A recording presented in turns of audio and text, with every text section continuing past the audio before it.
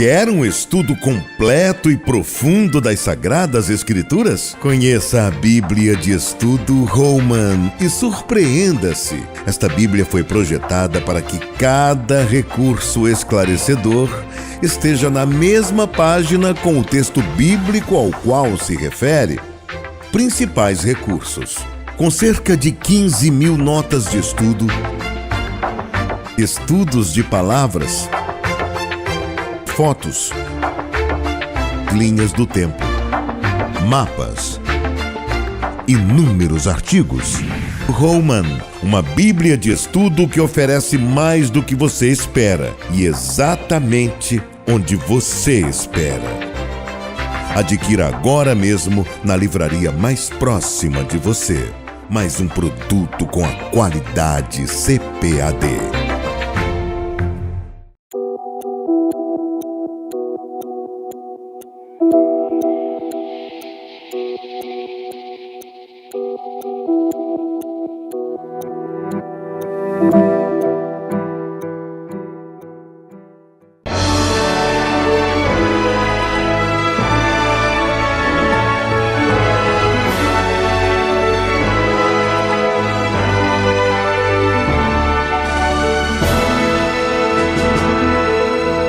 Subsídios.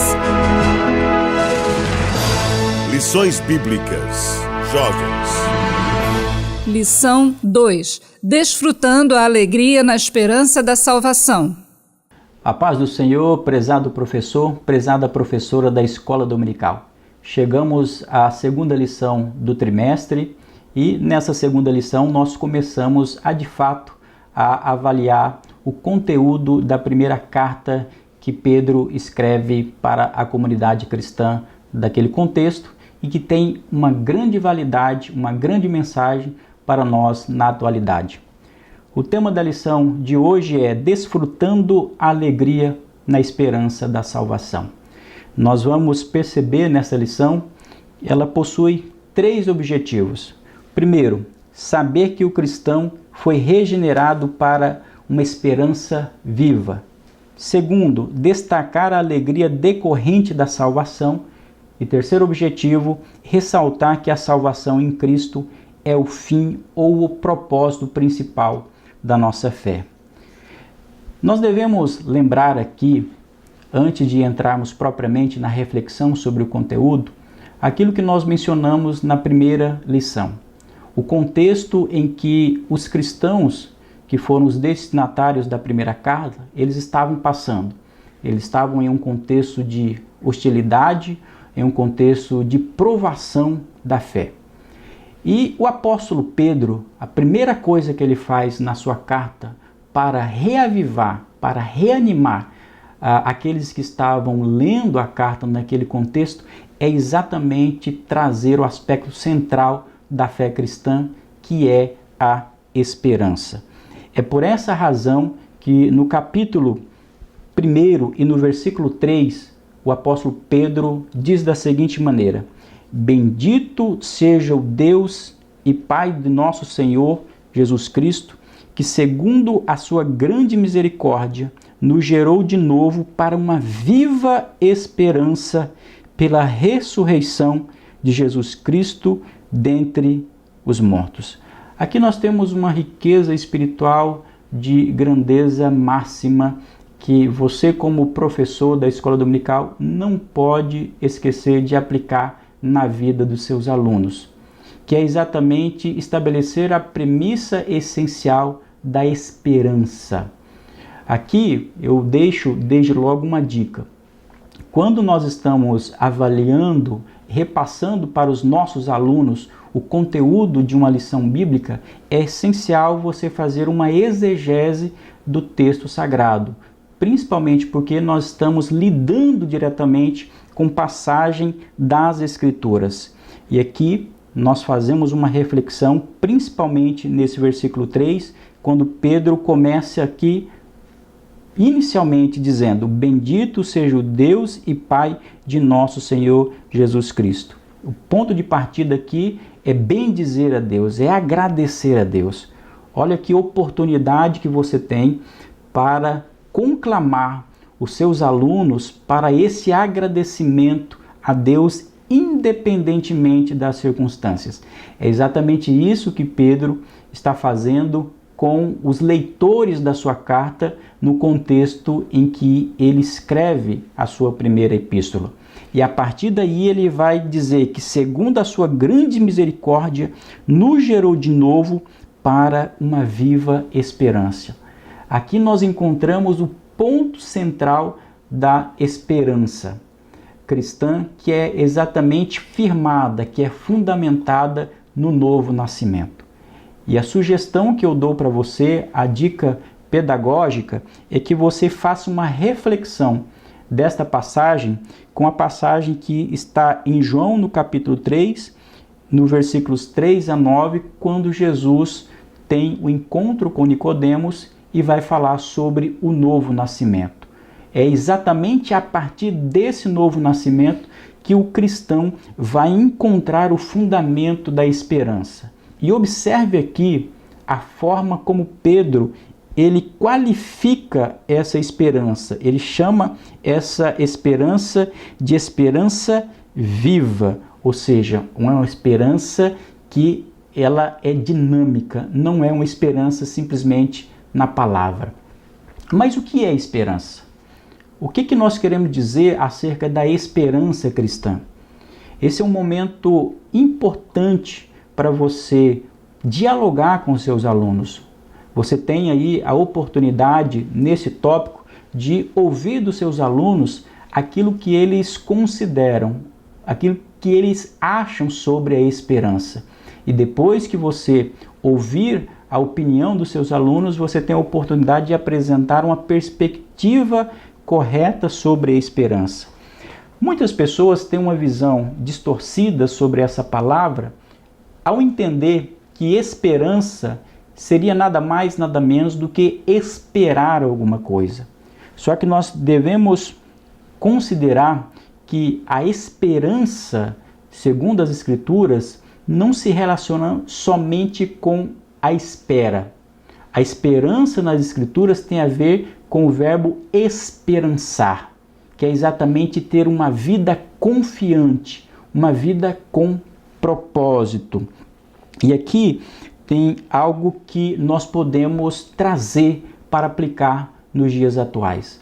Nós vivemos em um contexto, a igreja vive esse contexto, o seu aluno, ele vive em um contexto de pós-modernidade em que muitas pessoas perderam o sentido e o propósito da vida. Tem dinheiro, tem uma boa situação financeira, possuem bons estudos, mas não tem sentido ou propósito de existência. Enquanto isso, o cristão, ele sabe por que ele vive e sabe onde a esperança dele está firmada. Muitas pessoas depositam a esperança no dinheiro, na política, depositam a esperança no governo, mas a expectativa, a esperança cristã, ela não está firmada em nada disso. A esperança cristã está firmada em Cristo Jesus, que é quem dá o direcionamento para a nossa vida.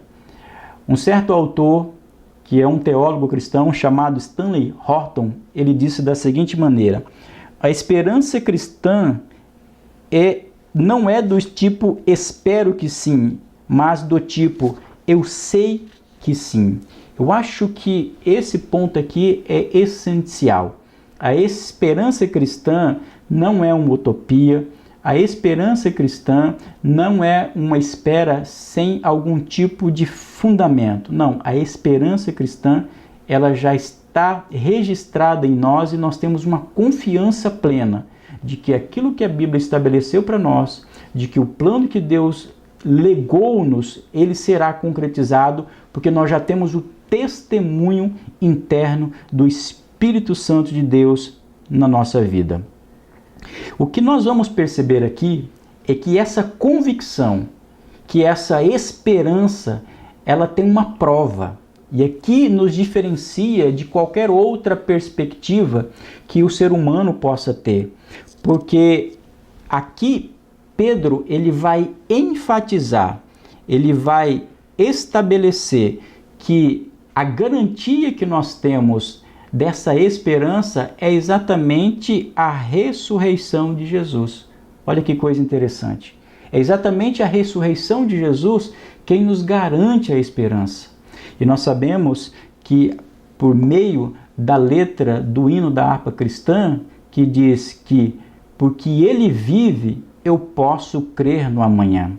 Quando nós vamos para a passagem das Escrituras, que nós lemos aqui no texto bíblico, que está em 1 Pedro, no capítulo 1, no versículo 5 em diante, Pedro diz assim, que mediante a fé estáis guardados na virtude de Deus para a salvação, já prestes a se revelar no último tempo. Observe aqui que Pedro ele fala de uma esperança que vivemos agora, mas ela também está prestes a se revelar. Mas é importante aqui você também chamar a atenção para o que eu acabei de dizer, que é o fundamento, que é a ressurreição de Jesus, que está no versículo 3. Porque Pedro diz assim, me permita repetir esse verso quando ele diz, bendito seja o Deus e Pai de nosso Senhor Jesus Cristo, que segundo a sua grande misericórdia, nos gerou de novo para uma viva esperança. Observe, vírgula, pela ressurreição de Jesus Cristo dentre os mortos. Olha que afirmação contundente nessa passagem aqui, quando Pedro garante a nossa esperança exatamente na ressurreição de Jesus. A ressurreição de Jesus não foi um evento criado pelos cristãos, pelos discípulos, pelos apóstolos. Não, o evento de Jesus é um evento histórico. Nós cremos pela leitura do texto bíblico que Jesus morreu e ao terceiro dia ele ressuscitou. Pedro está utilizando essa informação, essa narrativa e mais do que isso, esse fato para trazer a confiança daqueles irmãos que estavam lendo essa carta naquele contexto. E é exatamente essa garantia, essa mesma confiança, essa mesma esperança que nós devemos ter nos tempos atuais. E observe no versículo 4 que essa esperança ela gera uma vida saudável na atualidade do ponto de vista emocional, porque uma pessoa que tem esperança de vida, uma pessoa que tem confiança naquilo que vai acontecer para a vida dela, uma pessoa que tem propósito de vida, ela vive bem a vida presente, aguardando aquilo que vai acontecer no futuro. E nesse aspecto, o versículo 4 garante uma espécie de herança para todos aqueles que foram regenerados por Deus, quando ele diz no versículo 4, para uma herança, ou seja, aquilo que nós haveremos de receber, para uma herança que ela é incorruptível, ou seja, que não pode ser deteriorada, ela é incontaminável e que também não pode murchar, que está guardada nos céus para nós. Isso daqui é um motivo de confiança que nós temos na atualidade. E a oportunidade que você tem como professor de jovens, e os nossos jovens, eles passam dentro desse contexto por uma fase muito difícil de vida, lidando com dilemas da vida, com desafios da vida, em um momento de tomada de decisão envolvendo família, trabalho, e muitos deles, em um momento que exige deles essa tomada de decisão, é muito comum que eles se sintam pressionados, inclusive por serem cristãos. É a oportunidade que nós temos, que você tem como professor, para fundamentar, para alicerçar a esperança, a confiança dele como cristão. Para demonstrar para ele que a vida cristã não é uma vida simplesmente de religiosidade vazia, que é frequentar uma igreja, que é participar de uma atividade religiosa que não tem frutos para ele. Tem sim. Vale a pena ser cristão, porque a vida cristã, ela nos proporciona esse sentido maior de vida, essa expectativa, essa esperança, não somente no sentido daquilo que Deus reservou para nós, mas entendendo que a vida que nós levamos na atualidade é uma vida dinâmica, é uma vida, sobretudo, que proporciona uma alegria verdadeira. E aqui está um ponto também que é essencial você trazer aos seus alunos, exatamente quando estudar o segundo tópico dessa lição, que fala sobre a alegria da salvação. Porque seguindo na nossa lição, o versículo 5 diz assim, que mediante a fé estáis guardados na virtude de Deus para a salvação já prestes para se revelar no último tempo. E o versículo 6, em que vós grandemente vos alegrais, ainda que agora, sendo necessário, que estejais por um pouco contristados com várias tentações. Então Pedro, ele depois de falar sobre a esperança, em um contexto em que eles estavam sendo perseguidos e marginalizados, Pedro diz assim, olha, mas vocês vão se alegrar com uma alegria que é uma alegria verdadeira, ainda que vocês estejam contristados. E aqui parece haver uma antinomia. Como é possível o crente, a pessoa se alegrar enquanto ele passa por um momento de provação? Nós teremos a oportunidade, no decorrer dessas lições, de estudar sobre a alegria em meio à dor. Mas o que é possível é que nós anteciparmos sobre essa reflexão é que a alegria que Pedro está se referindo aqui não é um sentimento momentâneo, não é um bem-estar físico e emocional que uma pessoa possa ter. Não. Na perspectiva de Pedro aqui, a alegria é mais do que isso, é uma confiança olhando para frente. É acreditar que, a despeito das circunstâncias, apesar de que os nossos olhos veem sim tão somente uma situação que é difícil, a verdadeira alegria é confiar em Deus a despeito de todas essas circunstâncias. Ou seja, Pedro está falando assim, olha, você é cristão, você foi nascido novamente, você tem uma viva esperança e mais do que isso, você tem uma vida que é uma vida de verdadeira alegria. E isso somente pode acontecer quando nós temos o Espírito Santo de Deus na vida. E assim nós vamos chegando ao final da nossa segunda lição e eu aproveito para te inspirar como professor de jovens. Continue firme no teu ministério, prepare-se para as aulas, ore pelos seus alunos. Se você percebe na vida de um dos seus alunos que um deles possa estar triste, possa estar decepcionado com alguma coisa, tenha uma conversa próxima, particular, ore com ele, porque eu tenho certeza que ele vai crescer e vai ser impactado por essa tua aula, com o teu aconselhamento. Esse tema pode ser aprofundado no livro de apoio, ali você tem mais subsídios exegéticos para entender o contexto e a profundidade das palavras do apóstolo Pedro, para você utilizar isso para aplicar na vida do seu aluno. Que Deus te abençoe e eu espero te ver na nossa próxima lição. Até lá!